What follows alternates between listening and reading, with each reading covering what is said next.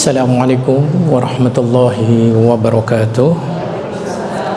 Innal hamdalillah nahmaduhu wa nasta'inuhu wa nastaghfiruh wa na'udzu billahi min shururi anfusina wa min sayyiati a'malina. May yahdihillahu fala mudilla lahu wa may yudlilhu fala hadiya lahu. Asyhadu an la ilaha illallah wahdahu la syarika lah wa asyhadu anna Muhammadan abduhu wa rasuluhu la nabiyya ba'dah. Allahumma salli wa sallim wa barik ala Muhammad wa ala alihi wa sahbihi wa sallam ajma'in. Ya ayyuhalladzina amanu taqullaha haqqa tuqatih wa la tamutunna illa wa antum muslimun. Ya ayyuhalladzina amanu taqullaha wa qulu qawlan sadida yuslih lakum a'malakum wa yaghfir lakum dhunubakum wa may yuti'illaha wa rasulahu faqad faza fawzan 'azima. Ma'asyiral muslimin wa iyyakum rahimahumullah. Mari kita memulai kajian pada hari ini dan kita melanjutkan kajian kita kitab Riyadhus Shalihin jilid 1 bab 10 segera berbuat kebajikan dan seterusnya memasuki hadis ke-93. Silahkan akhi untuk menyampaikan teksnya dulu, tafadhal. Bismillahirrahmanirrahim. Hadis nomor 93. As-sabis yang ke-7.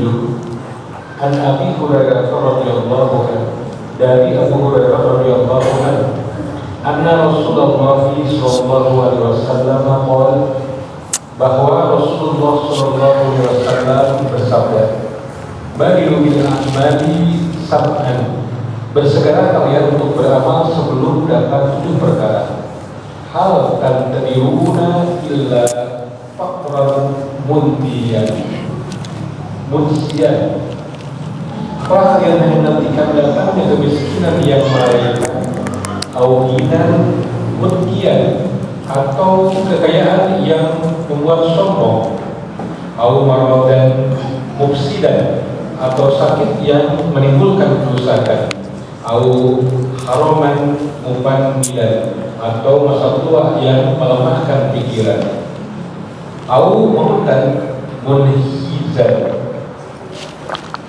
atau kematian yang datang dengan cepat, awid zala tasawwu qaidin yuntadiro,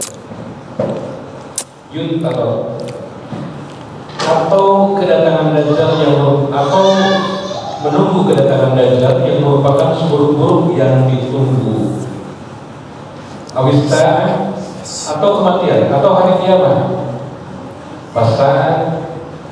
Pasa'atu adha wa amarku, padahal hari kiamat itu adalah yang paling berat dan paling pahit.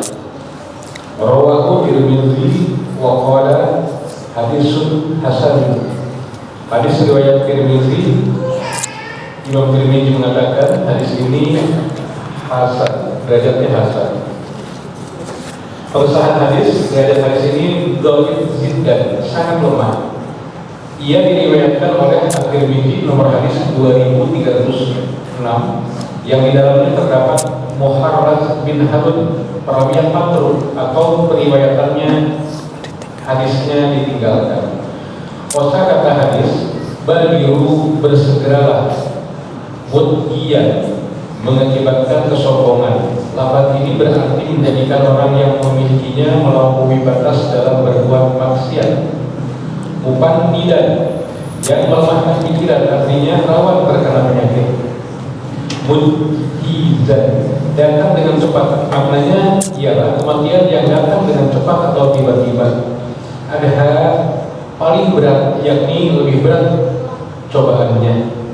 Amarhu, paling pahit, yaitu lebih pahit daripada azab dunia. kandungan hadis. Satu, berita tentang Dajjal yang merupakan tanda dekatnya atau segera datangnya hari kiamat. Dua, azab dunia lebih ringan daripada azab akhirat. Tiga, hendaklah manusia segera beramal sholih sebelum muncul berbagai hal yang menghalanginya. Empat, di antara hal yang dapat melupakan seseorang dari kebaikan adalah kemiskinan, kekayaan, keadaan sakit, dan kebingungan. Lima, karena kedolimannya yang sangat, hadis ini tidak bisa dijadikan dasar pijakan atau dalil syar'i. Akan tetapi, beberapa bagian dari matanya mengandung dalil-dalil sahih lain yang dapat menjadi pendukung atau argumentasi hukum syariah. Barakallahu fik akhi atas bacaannya. Ma'asyiral muslimin wa iyyakum rahimahumullah. Pertemuan kita pada hari ini, hal yang sangat perlu untuk kita ketahui. Apa itu? Hal yang sangat cepat kedatangannya. Badiru. Oleh karena itu bersegeralah melakukan perbuatan-perbuatan yang bermanfaat sebelum ada kendala-kendala yang membuat kita kesulitan melakukannya. Seperti apa? Kalau pertemuan sebelumnya adalah tokoh yang hebat di perang Uhud, Abu Dujanah. Kemudian setelah itu tokoh yang sangat zalim, siapa itu? Siapa? Al-Hajjaj. Sekarang tokoh yang super dahsyat penyesatannya. Apa itu? Dajjal. Ini. Namun sebelum kita membicarakan tentang Dajjal, ada yang sangat penting untuk kita ketahui. Mujhizan, yakni datangnya cepat, maknanya adalah kematian yang datang dengan cepat atau tiba-tiba. Ada sedikit hal yang perlu digarisbawahi, bahwa ada 3 perkara yang kepastiannya sudah jelas, namun sering dilupakan oleh manusia. Apa saja itu? Mari kita dengarkan dulu sebelum kita memasuki pembahasan yang sangat penting nanti Dajjal. 3 kepastian yang paling sering dilupakan oleh manusia. Ini bisa dilihat di WA. Yang pertama adalah tentang rizki. Allah tabaraka wa ta'ala berfirman di dalam Quran surat Hud surat ke-11 ayat ke-6 tentang rizki ini.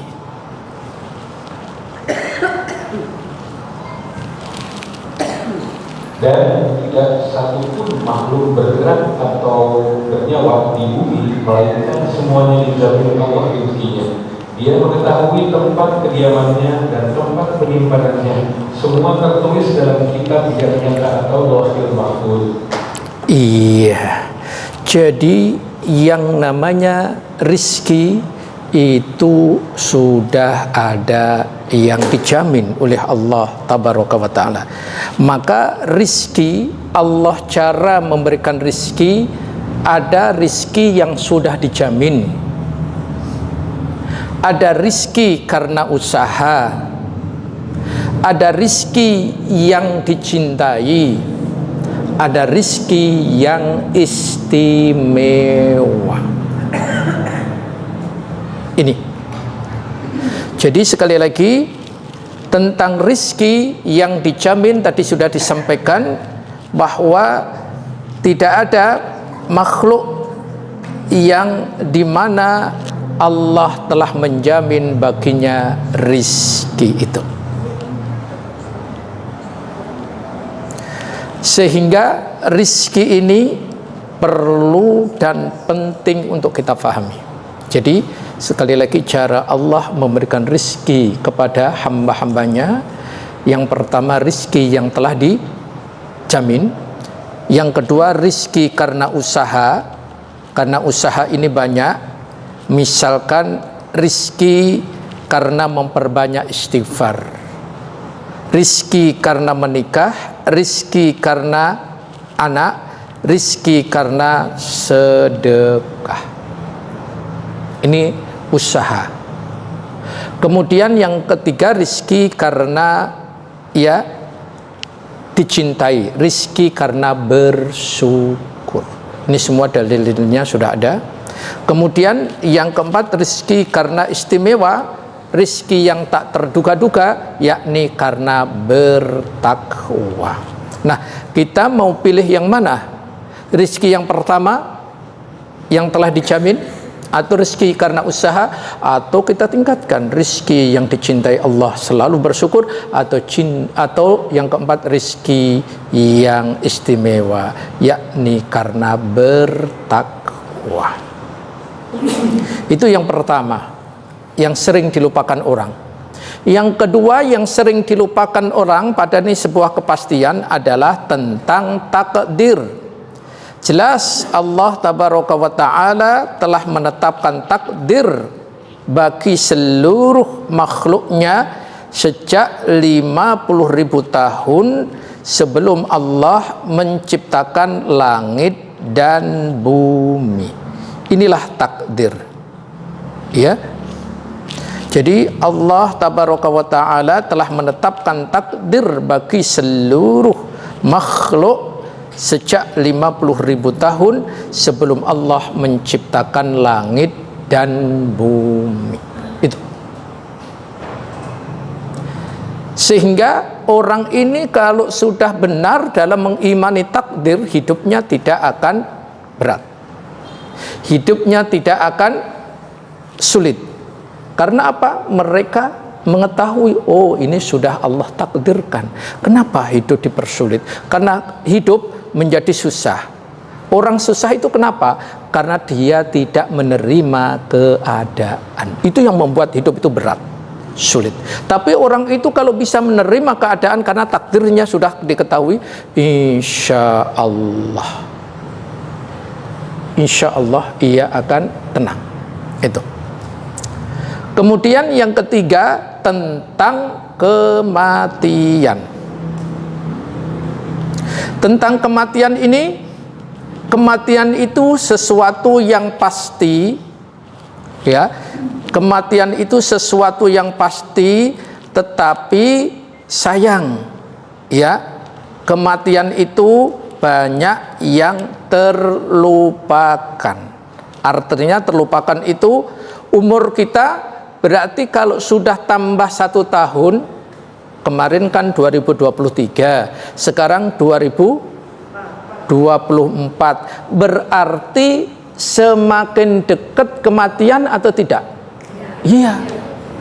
Sejatinya semakin dekat dengan kematian, tapi nambah seneng banget.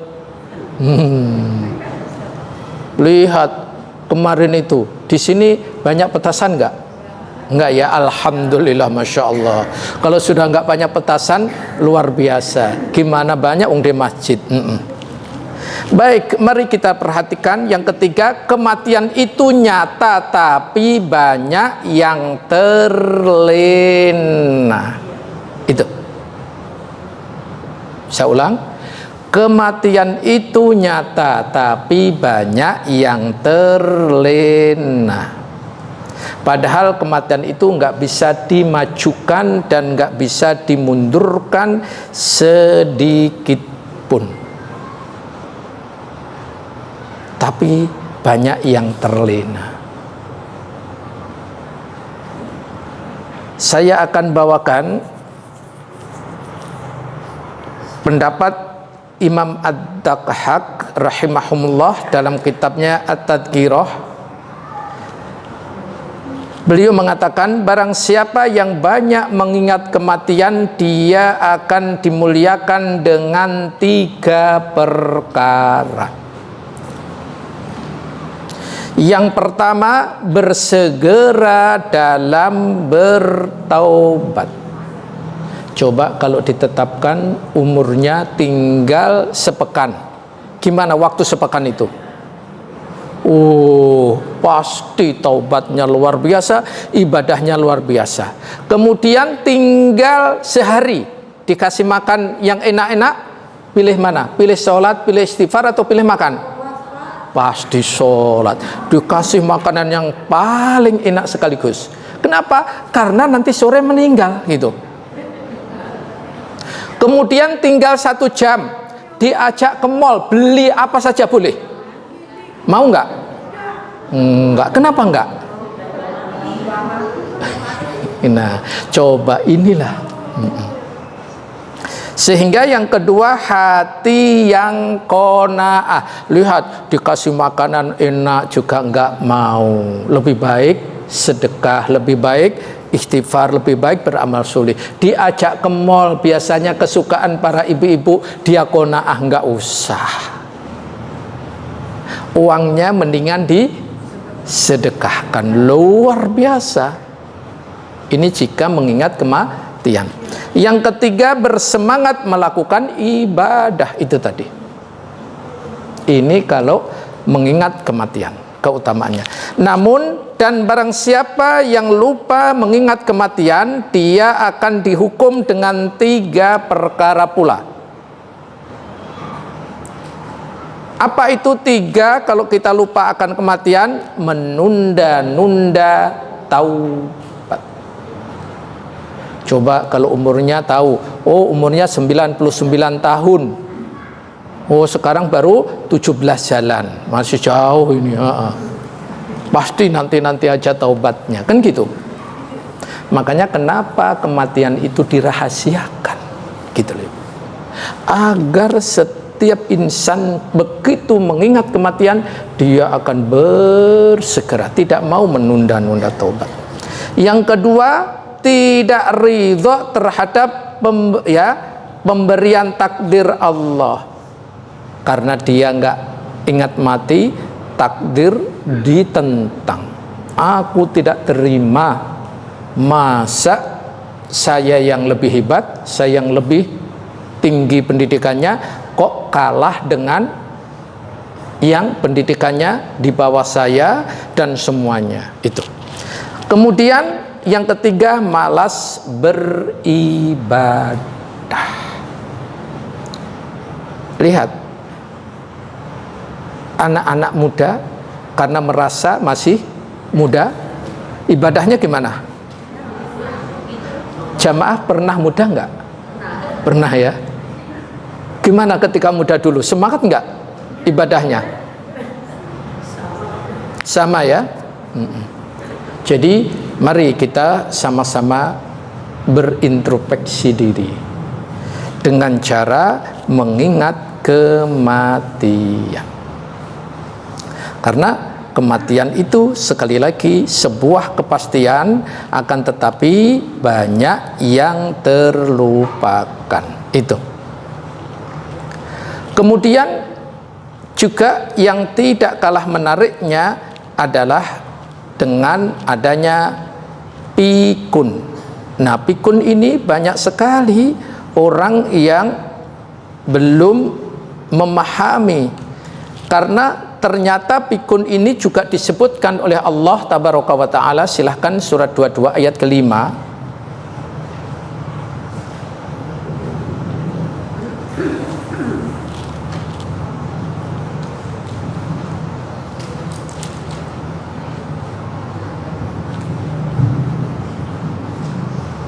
Wahai manusia, jika kamu meragukan hari kebangkitan, maka sesungguhnya kami telah menjadikan kamu dari tanah, kemudian dari setes mani, kemudian dari segumpal darah, kemudian dari segumpal daging yang sempurna kejadiannya dan yang tidak sempurna agar kami jelaskan kepada kamu, dan kami tetapkan dalam rahim menurut kehendak kami sampai waktu yang sudah ditentukan.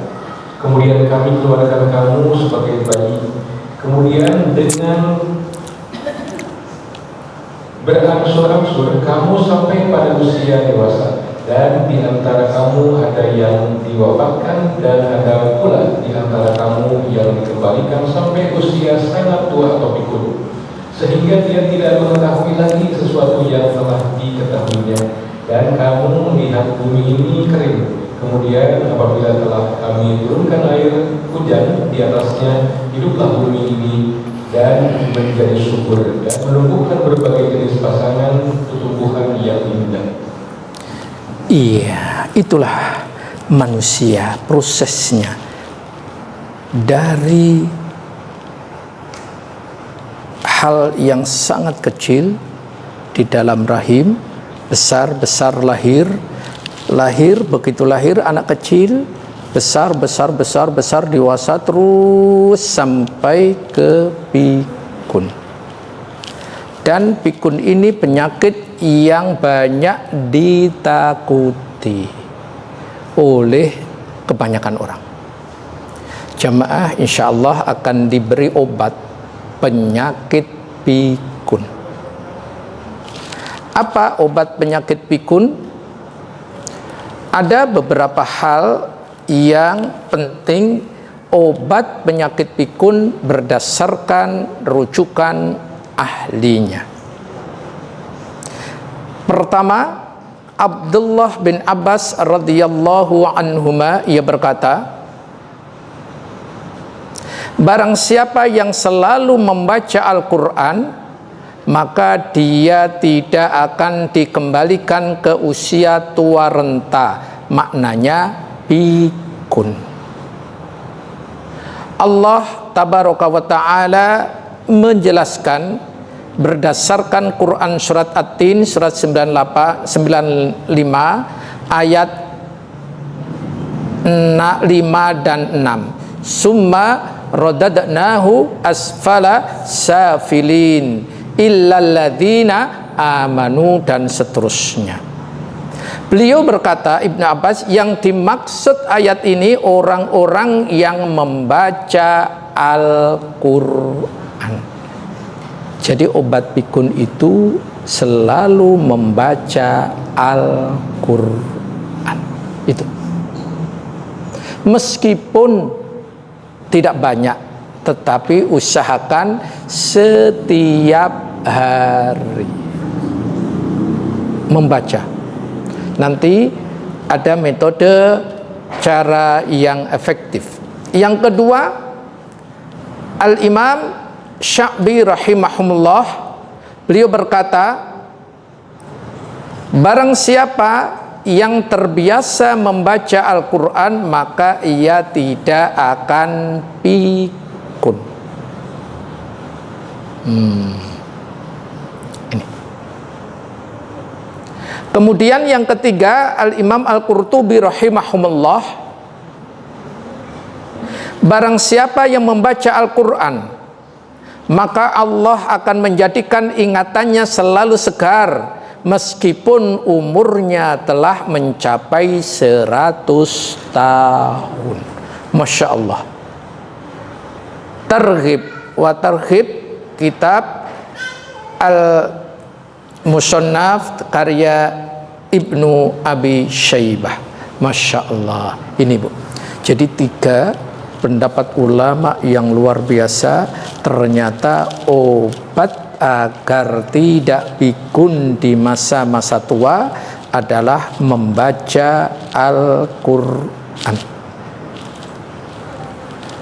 Boleh membaca Al-Quran terus, khotam diulang lagi, silahkan. Boleh juga membaca per ayat kemudian diterjemahkan, silahkan. Nanti dilanjutkan, akhirnya nanti khotam membaca Al-Quran, khotam terjemahannya. Yang ketiga, membaca Al-Quran kemudian kata per kata terjemahannya. Kalau orang-orang non-muslim agar tidak pikun, itu selalu membaca TTS. Apa itu TTS? Iya. Nah, umat Islam punya metode yang luar biasa. Al-Quran sekarang kan Masya Allah di HP pun sudah ada kata per kata, ya kan? Jadi Al-Qurannya dibuka, dibaca, bawahnya ditutup. Artinya apa ya? Diingat pelan. Kalau nggak bisa baru dibuka. Oh, artinya ini. Kemudian dibaca lagi. Kemudian ditutup lagi bawahnya. Kemudian diingat apa ya artinya. Nah, nanti dibuka.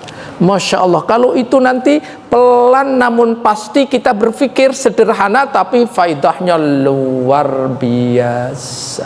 Itu.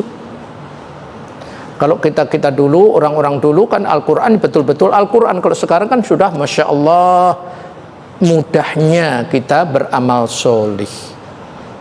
Dan bisa menguatkan daya ingat kita sehingga insya Allah tidak akan pikun kalau diamalkan setiap hari terus, setiap hari itu. Nanti khotam ulangi lagi, khotam ulangi lagi, khotam ulangi lagi, terus saja. Masya Allah, faedahnya luar biasa. Ini kita berdoa terus kepada Allah agar Allah menjadikan diri kita orang-orang yang Allah selamatkan, Allah lindungi dari sifat pikun tersebut, insya Allah. Baik, mari kita lanjutkan kandungan hadis. Yang pertama, kandungan hadis adalah berita tentang Dajjal yang merupakan tanda dekatnya atau segera datangnya hari kiamat. Ya, hari kiamat itu ada tanda-tandanya. Apa tanda-tanda hari kiamat itu? Tanda-tanda hari kiamat ada dua, tanda hari kiamat besar dan tanda hari kiamat kecil. Apa saja tanda hari kiamat kecil? Apa saja tanda hari kiamat besar? Mari kita perhatikan bahwa tanda hari kiamat besar, kecil, semuanya sudah tertulis melalui sabda Nabi Sallallahu Alaihi Wasallam. Yang kecil hampir seluruhnya sudah ada, namun yang besar itu ada sebagian, tapi yang masih banyak belum. Salah satu tandanya kiamat besar nanti ada, kita sampaikan dulu tanda kiamat kecil dulu. Di dalam sebuah hadis ini diriwayatkan oleh Al-Imam Bukhari dari sahabat Auf bin Malik radhiyallahu an, bahwa Rasulullah sallallahu alaihi wasallam bersabda, perhatikan 6 tanda-tanda hari kiamat. Pertama, wafatku. Rasulullah sudah wafat? Sudah. Yang kedua, penaklukan Baitul Maqdis. Baitul Maqdis sudah ditaklukkan? Sudah.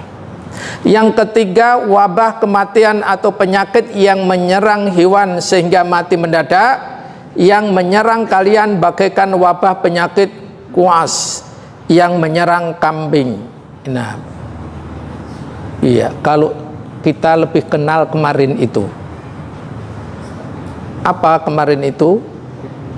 Iya, ini COVID, corona. Yang keempat, melimpahnya harta hingga seorang yang diberi kepadanya 100 dinar, ia tidak rela menerimanya. Masya Allah. Coba sekarang kalau di jamaah nanti keluar ke jalan itu, coba kasih 100 perak, mau nggak? Yang apa itu? Yang apa namanya? Yang ngatur-ngatur lalu lintas di itu. Iya. Padahal namanya cepek kan, dikasih cepek itu berapa? 100, nggak mau. Sekarang harus diganti namanya.